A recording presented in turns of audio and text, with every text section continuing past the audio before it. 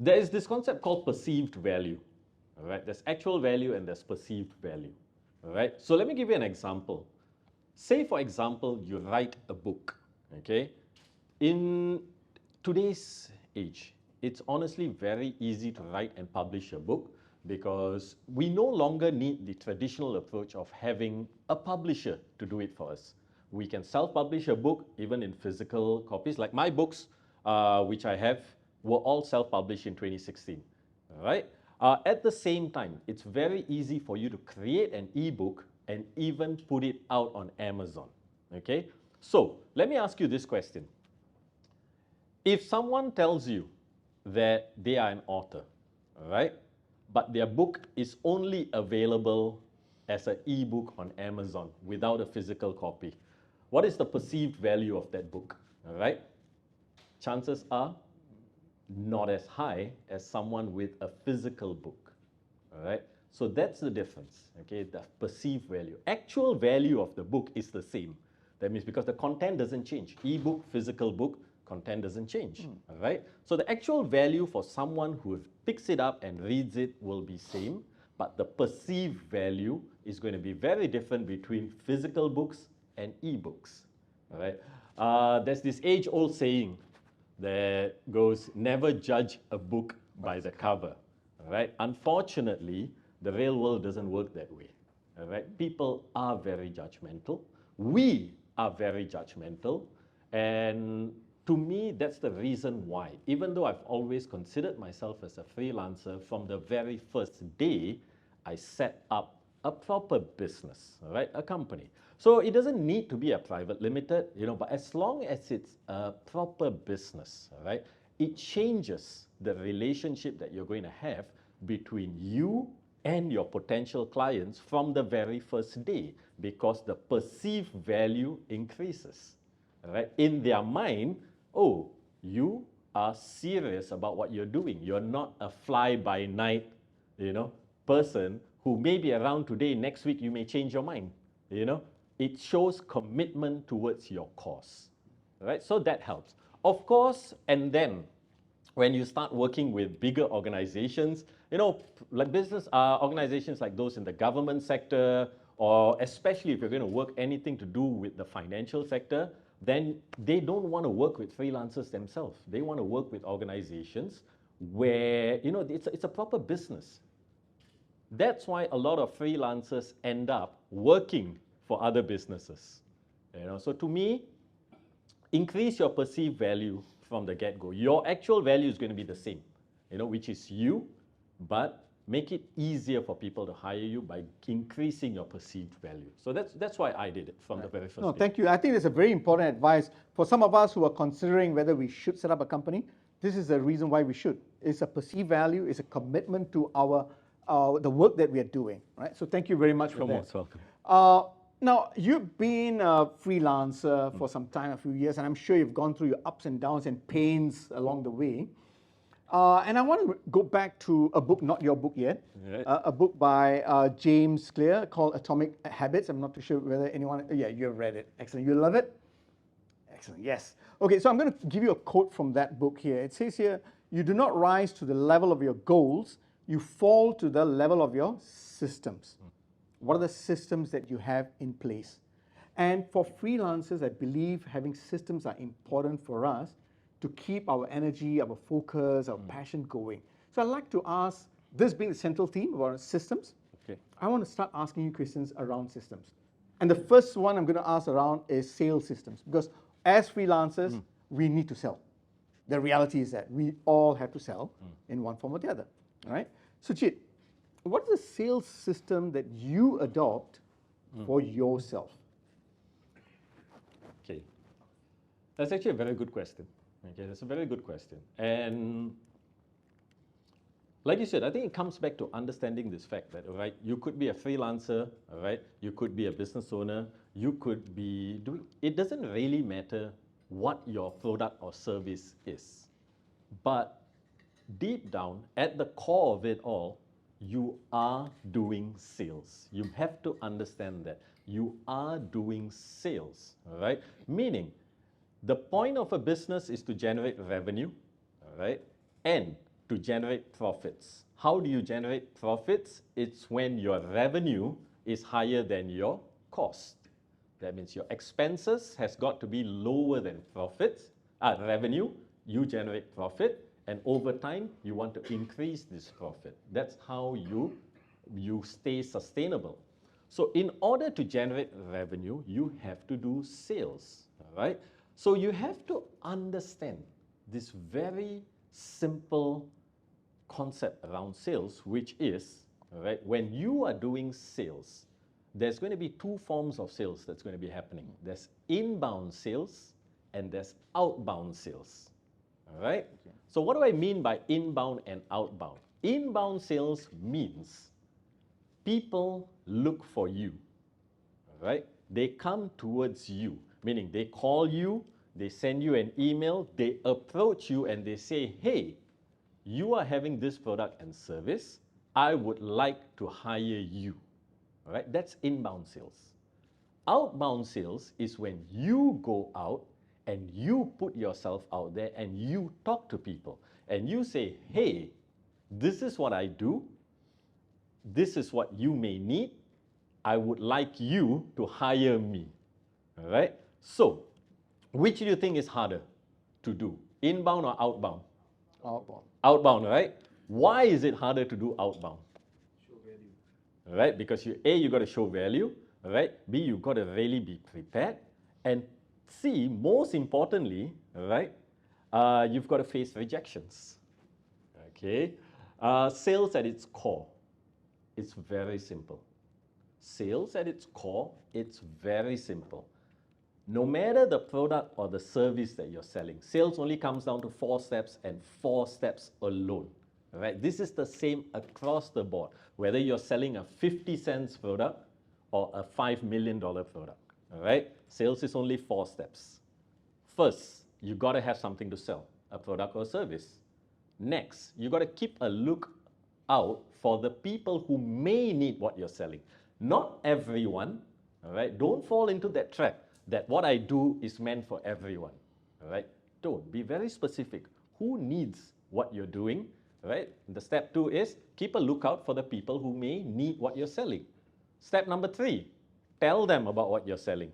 Don't sell, all right? There is a difference between telling and selling, all right? People love to buy. Remember this principle. We, okay, love to buy, but we don't like being sold to. Isn't it true?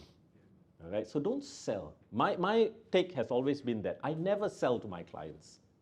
I inform my clients of what I have, I show value, all right, but I never sell. So step number 3, tell the people what you have. Step number 4, ask them if they want to buy. And it's just a question, would you like this?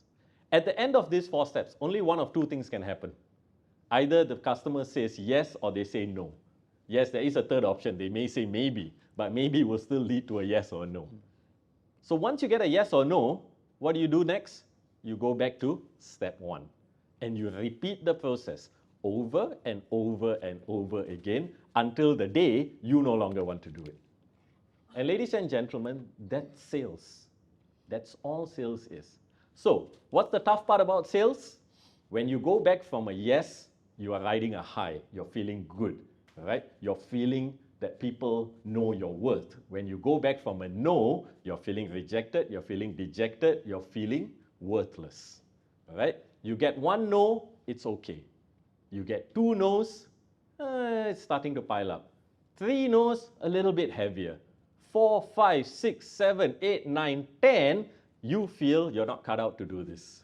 And then guess what? You no longer want to do outbound sales, all right?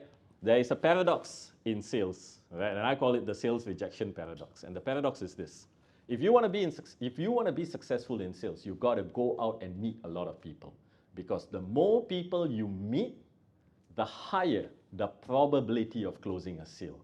All right? And I want you to listen to this. The higher your probability of closing a sale. All right? Sales is never 100%. I've met a lot of salespeople in my life. I've done sales for a long time. I've worked with a lot of top salespeople.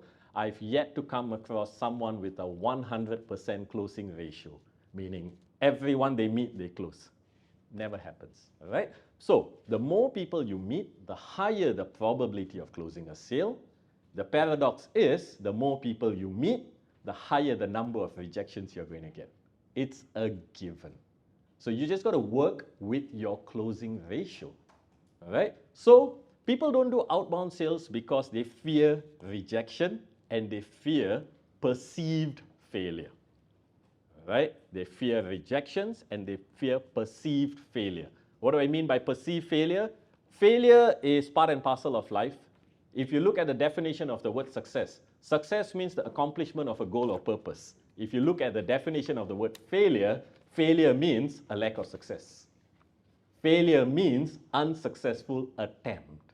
In my opinion, all right, an unsuccessful attempt simply means you are now presented the opportunity to try again with a better strategy to enhance your probability of success. So there's no such thing as failure, right? There is just multiple opportunities to succeed, okay? So that's why I say it's perceived failure. So people fear rejections, people fear perceived failure, so they stop doing outbound sales and they focus on inbound sales. Inbound sales meaning I sit at the comfort of my home, I focus on things like SEO, I focus on things like creating amazing social media content. I do stuff where, I send emails, not even cold calls, I send emails. Because all this, there is that wall to shield you from rejections. So you do all of that work and hope that somebody will pick up the call, somebody will write you that email, somebody will reach out and say, hey, I want to hire you. But believe me, right, when you are new, right, inbound sales is rare. There will always be the exception of the rule, right? Exceptions of the rules to me is always inspiring, motivating, but it should never be treated as the benchmark. Right? Oh. Be very clear that if you are new, focus on outbound sales, put in the work. It's okay to get rejected. It's part and parcel. All right? So my focus has always been on outbound. It still is on outbound sales. All right? So I hope that answers. No, thank you for that. One question, but you gave us a lot to take away. Yeah. Right? The focus is on the system is about inbound and outbound. A lot of focus is on outbound, and as you do outbound, the fact is you're going to have rejections. That's part of the paradox. Part and parcel. So I've got two spin-off questions for you. One is about I'm going to get rejected all the time. It is affecting me, my motivation. How do I now maintain my motivation? What kind of system do you have? Or what do you do to maintain the motivation? Because 10 rejections, you're right. I really want to hide under the covers. Yeah. And I really start believing that this is not for me. But what do I do to keep at the momentum? Well, I think first and foremost is you've got to be very strong about the principles that you have. Like for example, if what I said today about the sales rejection paradox, if this is something that resonates with you, right? If it's something that, okay, if you hear this, you realize that, rejections is part and parcel of sale. Why am I fearing it? I'm just going to go on. So if this is a principle that resonates with you, write it down somewhere and keep it close to you at all points of time. You see, rejection is an emotion, all right? The feeling of failure is also an emotion. There is the act of rejection and then there's the emotion of rejection. The act of rejection is when someone says no. The feeling of rejection is what you feel when someone says no. Failure is the same thing. The experience of failing is when something doesn't work out. The emotion of failure is what we feel when something doesn't work out. So, emotions, whether positive or negative, right? Good emotions, bad emotions, right? Always know this. Emotions require triggers. All emotions require triggers. That's the reason why we are never perpetually happy, neither are we perpetually sad, right? We are never perpetually motivated, neither are we perpetually demotivated. Every time there is a trigger, that brings about certain emotions in us. So, if you are feeling rejected, that means something happened that triggered your negative emotions. Now, how can you trigger positive emotions? All right? Because time can lower the intensity of emotions. All right? but sometimes you need to be quick, right? You're feeling rejected right now, but you've got to go for your next meeting. You don't want this to just linger on, right? So what can you do to trigger positive emotions, right? So this is the question. So what works for you may be very different than what works for me.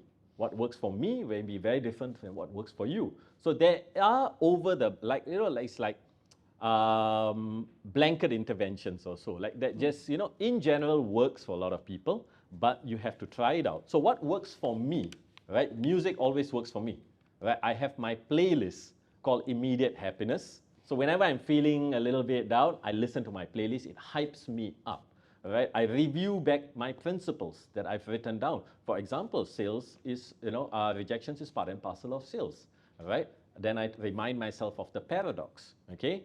On top of that, I listen to a lot of motivational podcasts. I watch a lot of inspirational videos on YouTube. Use that to your advantage, all right? Quick bites, right? Then there are self-coaching interventions that you can apply, all right? Self-coaching interventions, simple things like this, okay?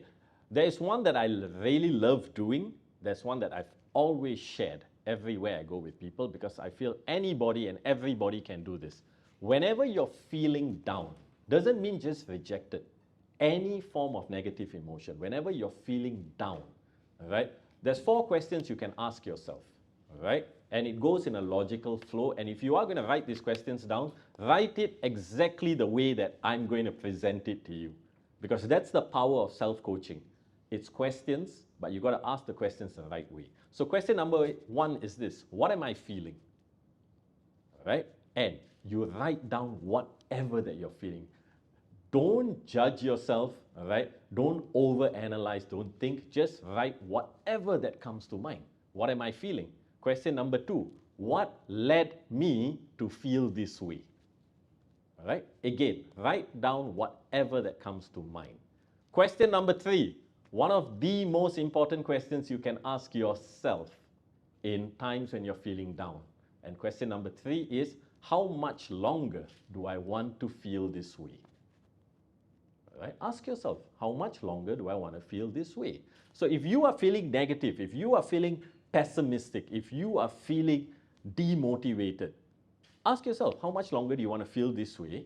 And if your answer is, I want to feel this way for 1 year, then so be it. It's a choice. You have decided you want to feel negative for a year, then live with it and you accept it. So what I'm trying to tell you is you have to own how you feel, because it is up to you how you want to feel.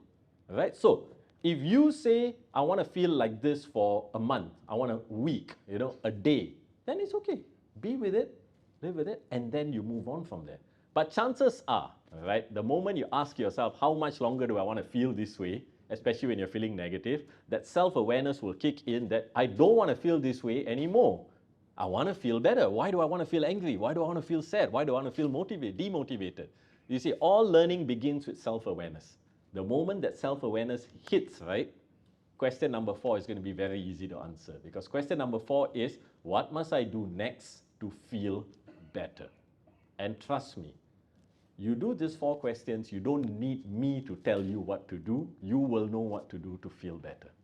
All right? So that's a very simple self-coaching exercise. So these are some of the systems that I have in place. All right? On top of that, I've got great friends. Okay? I don't have a lot of friends, but the people who I have within my circle are people that I know that when I'm feeling down, when I'm feeling demotivated, I call them, I will get that boost of energy, that boost of motivation. You don't want to surround yourself with people who are also negative. Simply because when you are feeling negative, the last thing you need is for it to become a competition of who is having a worse off day. Right? It doesn't help. You want that people who is going to give you that kick, right, to pick you up, because you are going to be that same person for them when they need you. All right? No one can go about life without help. All right? So just know that. All right? So yeah. Thank you for that. So is your group of friends in your phone book, right? Are they also happiness list? Because since he has a happiness playlist, right? I don't think I've got a happiness list of friends, but Friends, I know who they are. Okay, Yeah, I okay, know that's who important. they are. Yeah. No, and so stemming out from there, right? What he said is he knows who they are, who he knows himself. So one of the most important idea that you've given me is about self-awareness. We need to have self-awareness, even as the work that we do, right? We need to understand what are our triggers, what gets us down, what gets us up, and be able to look at the triggers and then recalibrate that with those beautiful 4 questions that he has asked. Anyone has a question for him, a book is going to be given away to you before I go on to the next question about revenue. I'm very curious, but I'm opening up to the floor. Do you have any questions around motivation? So one of the major problem, in fact, the only major problem I have as a freelancer is that procrastination, right? Because you work for yourself, there's no so-called schedule, right? And things keep on coming and interrupting your regular flow of things. So how do you overcome that? Right. Thank you for that question. It's a it's a very real struggle, procrastination. I feel it too every now and again because, like you said, we manage our own time, right? If we don't feel like working, we don't work. But then, just know this, right?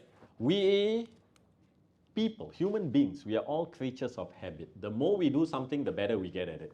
All right? So if you want to overcome procrastination, you've got to first identify which is the space, right, where you are the most unproductive in, where you procrastinate the most.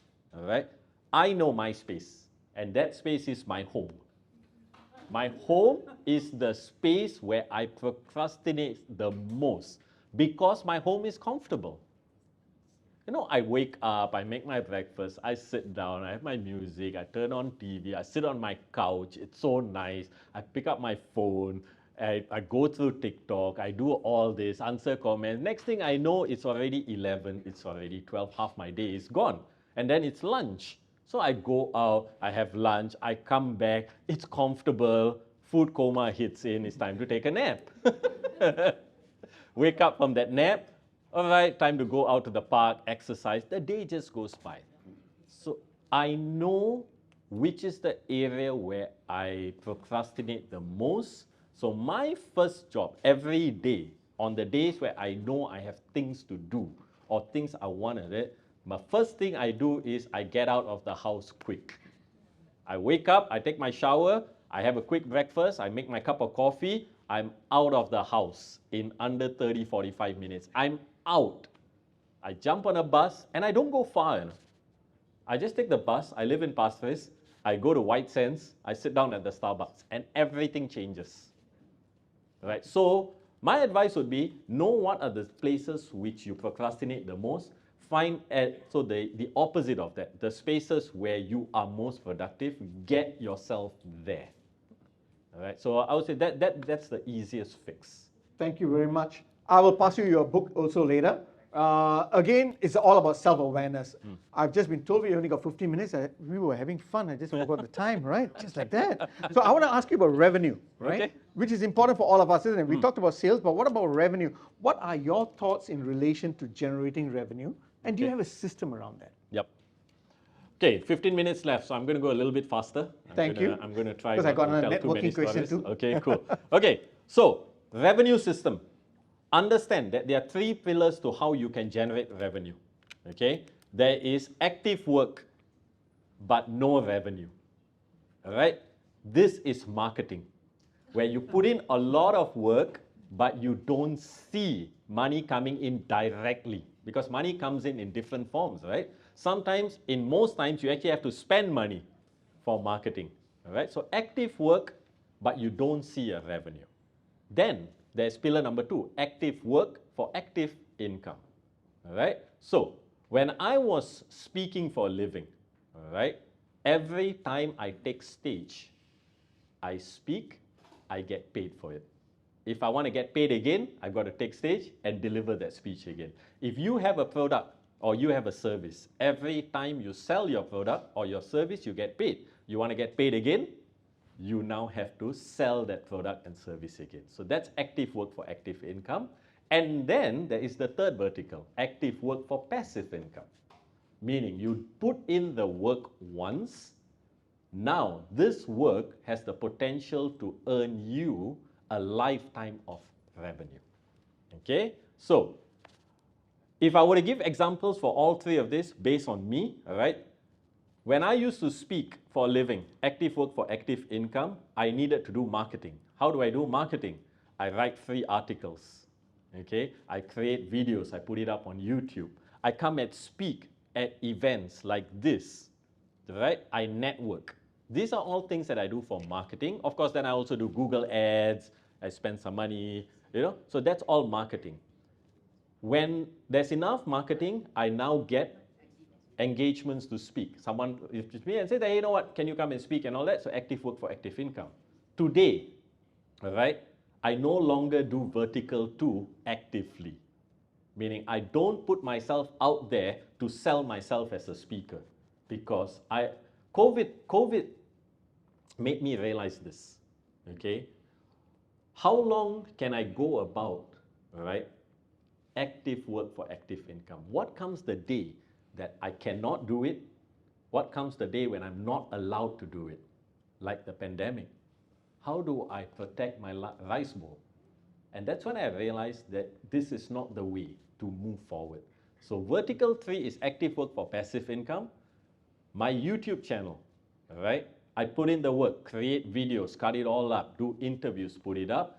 This YouTube channel, these YouTube videos are monetized. I earn a revenue from YouTube. I put in the work once. The revenue that I can earn is for a lifetime. It's much smaller than how much I get paid for a speech. But I don't have to keep delivering the speech, right? It's just accumulation. It's based on volume, right? I've got affiliate programs. So every time let's just say I feature someone on my channel, someone has an e-learning program which they're already selling, right? They make me an affiliate. I put the link in the description. Anytime someone buys that product, right, I earn a small commission, right? And that goes on for a lifetime, right? I've got e-learning programs myself. Right now, I've taken them down because I'm doing some work on it, because I want to re-release it. But I've got my own e-learning programs. I've got my e-books. I've also got my physical books. These are all stuff that allows me to earn a revenue even while I'm asleep, even while I'm overseas, all right? So while I no longer focus on vertical 2, doesn't mean I don't get vertical 2 anymore. I still get invitations to speak, I still get paid to speak, but now it's a spillover from vertical 3. So my advice to you is this: understand that there is a third vertical, right? While you're a freelancer, obviously a big part of what you do for most of you is going to be vertical 2, active work for active income. It's okay, but start thinking about vertical 3 and start generating or start creating digital products that can help you with passive income. And it doesn't really need to be digital product, because if your product is physical, it could be e-commerce stores, right? Something that can allow you to earn while you sleep, all right? So focus on that as well. Don't just stop at active work for active income, because it can get very tiring. I'm at the stage in my life where I don't want to work. Honestly, I don't want to work. I love coming like this and I love speaking, right? And I speak like this. I don't get paid to do this. I don't want to get paid to speak like this, because for me, this is vertical 1. But where am I leading traffic to? Not to sell books, all right? I'm not here today to sell books. I'm here today for all of y'all to know that I have a YouTube channel called Ideas and Inspiration. It's got 670,000 subscribers. I would like that at the end of today, I've got 670,020 or 30 more subscribers. Because after that, each time you watch the videos, all right, it's revenue for me. Best part, you don't pay me, and I don't want your money. YouTube pays me, and I'll gladly take their money. No, thank you very much for that. And one of your videos have also gone up about 10 million views or something It's like about that, right? coming close to 15 million views. Oh, okay. All right. Stand corrected. So, ideas and inspiration, click on it. Yep. So, steaming ideas and inspiration. Yes. So, spinning off from there, Jit, you talked about sales, we talked about revenue, very important, the 3 pillars, right? And we got to talk about networking here, because I think all of us, it is correlated. What do we get wrong about networking, and what should we do differently? Simple answer to that question. When we network, we sell to the people we're networking with. To me, that's like wrong. the worst thing you can do. Oh. all right? And I'll tell you why, all right? Yeah, they can probably buy from you, but it ends there. The relationship ends there, where I'm the seller, you're the buyer, I network, I go for events, I sell to you. To me, right, the value is not making you my buyer. The value is in making you my extended sales force. I want you to go out and sell for me. All right? So how do we do that? It's by building trust, building relationship. So to me, what I feel a lot of times freelancers get wrong is we want to sell to everyone. You know, it's the same reason why when I was 17 years old, I was 17, I attended an insurance seminar back in Malaysia. It was a recruiting seminar, right? It was nice. They were selling the dream. Dream is great, right? Anyone in the insurance industry, honestly, the dream is there. Real estate, the dream is there. There's enough success stories. But there was one thing that was said in that seminar that stopped me from joining. And till today, you know, it's still, and I realize it now because it went against what I believe in. And what was said in that seminar was this: if you join this industry, once you walk out, right, you no longer have friends and family. Everyone is a potential client, and you must sell to everyone that you meet if you want to be successful in this industry. It did not sit well with me at all, even back then, and I didn't join because I feel that's the wrong way to sell. I want extended sales force. I want to build relationship with people. I want people to go and sell for me. Even till today, whenever I send out, like I just released a video on my channel day before yesterday, right? When I send this link to people, right, I never send them, hey, do me a favor, unless it's a really good friend. Yeah? But if not, I never send to people and I say, hey, new video release, please watch, like, and comment. You know, it'll really help me. I don't. You know why? Because I'm like, okay, that's going to be one view, right? And you know, what I do is I say, hey, I just released this video. It's an interview with this fitness trainer who specializes in postpartum fitness. That means mothers after pregnancy, all right? She specializes in that. I think it's a very important topic. I really am proud of this interview. Could you do me a favor and maybe share it with the people who in your network who may benefit from it? I never asked them to watch, but will they watch? They still will, because you know, they also want to watch. Remember, people like to buy, people don't like to be sold to. Remember that. Right? So I send it to them, ask them for their help to send it out to their network. In the process, they will watch, and when they realize what the video is about, they will be more than happy to also share it if they find it's good. And to me, that's the value. Right? So networking, worst thing you can do is sell to the people you meet. The best thing you can do, build a relationship, build that trust, and get them to help sell for you. Be your extended sales force. Oh, thank you very much for that. Yes, you have a question. Okay, let's applaud. Let's applaud then. All right, cue for applause. All right, so we got 5 more minutes, but I'd like to have, you're giving away your books, you said, right? Yeah. Or I've got 3 books to give away. I've got one more for one question. But your books are going at $20, but today you are giving off your books at $12. There's only right? there's only limited copies. I mean, hey, if you guys want, it's here. All right, it is outside. There is still a cheaper option for the books. It's on Kindle. All right, PDFs, you know, all that is there. So it's. But if you do it today, you got his sign, you know, autograph, and take selfie, you know, and then put up on your own Instagram. Yes, you had a question. Yes. I hope this question is not throwing a cold water. You know, people will give an arm and a leg to be a flight pilot, right? Flight attendant. Give it up. Yeah. What was the driving force that for you to give up a full-time great career, switch into an uncertain freelancer business?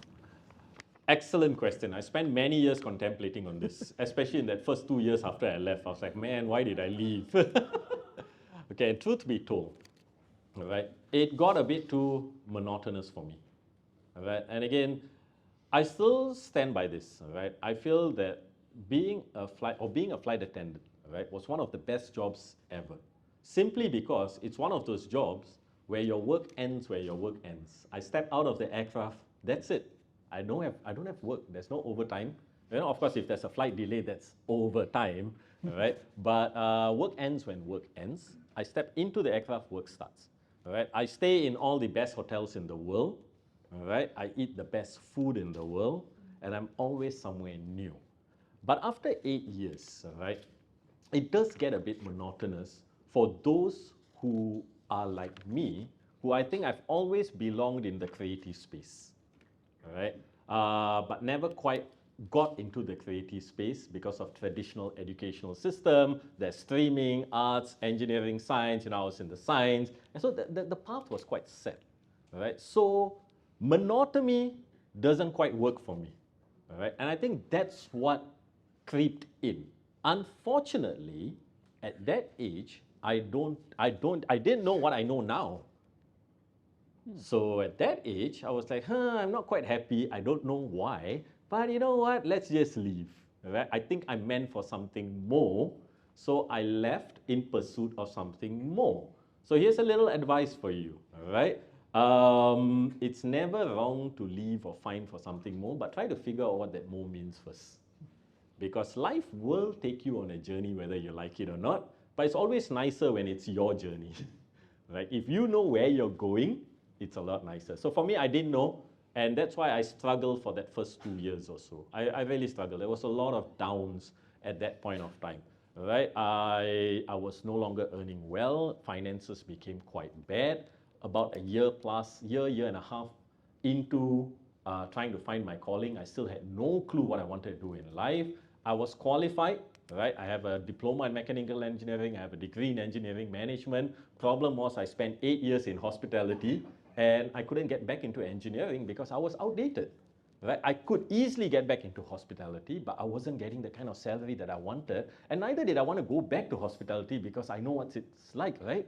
Leading people. So it was tough. And on top of all that, right, the relationship that I was in, came crumbling down, went through a divorce, and it was just a bad 2 years.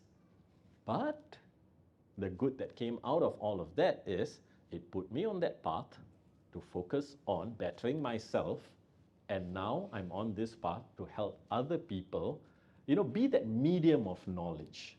People have asked me before, do I consider myself a guru? Do I consider myself someone who can teach the world to be better? And my answer has always been absolutely not. What I am is a vessel. I'm a medium of knowledge.